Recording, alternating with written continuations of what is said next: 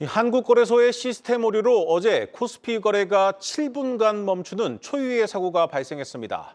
이번 사태로 매수 매도 시점을 놓쳐서 손실을 봤다는 투자자들은 보상을 주장하고 있는데 실제로 보상이 이루어질 가능성은 높지 않아 보입니다. 증권부 김채영 기자 나왔습니다. 김 기자, 어제 거래가 7분간 중지된 구체적인 원인이 밝혀졌죠?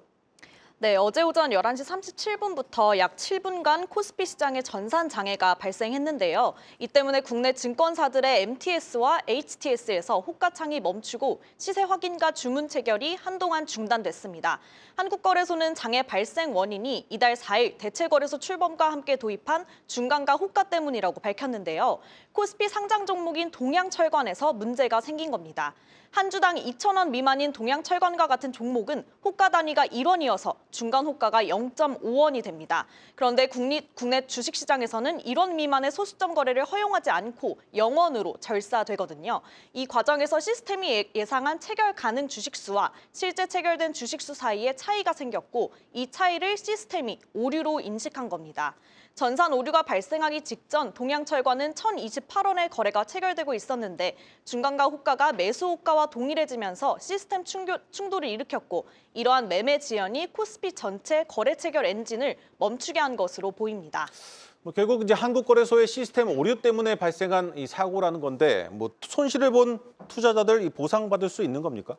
네, 이번 사태로 매수 매도 시점을 놓쳐서 손실을 본 투자자들은 피해 보상을 주장하고 있는데요. 특히 거래가 멈추기 직전 동양철관 주가는 20% 가까이 급등하는 등 강세를 보이고 있었기 때문에 일부 투자자들은 거래소를 상대로 손해배상을 청구해야 하는 것이 아니냐는 반응까지 보였습니다.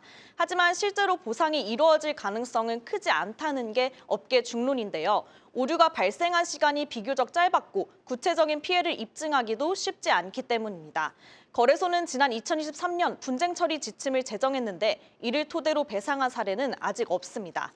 2023년 5월부터 시행된 거래소의 지침을 살펴보면요. 거래소가 전산 장애로 인해 호가 접수 또는 매매 계약 체결이 불가능하거나 이용자의 전자금융거래에 장애를 초래한 경우로서 객관적으로 매매 의사를 확인할 수 있는 경우에 손해배상을 할 수 있다 이렇게 명시되어 있습니다. 하지만 이번 사태는 손해배상 예외 사항에 해당할 가능성이 큽니다. 예외 조항으로 시세 지연 또는 매매 계약 체결 지연 이후에 호가가 순차적으로 체결되는 등 손해를 인정하기 어려운 경우 이런 게 포함이 되어 있는데요.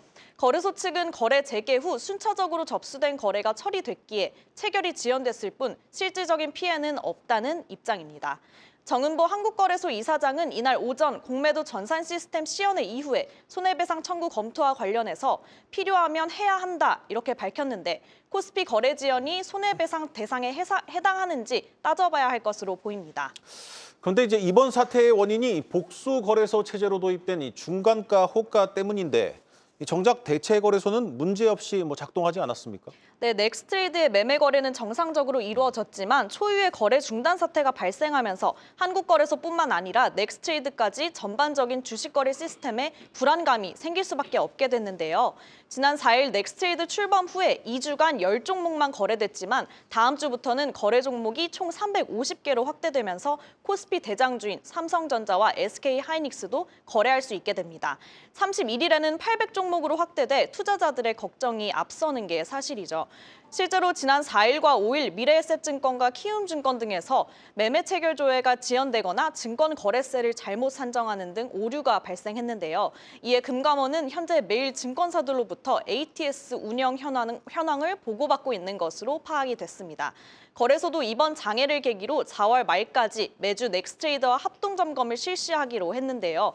일각에서는 거래 종목 확대에 앞서서 시스템 보안에 먼저 촉각을 기울여야 한다는 지적이 나옵니다.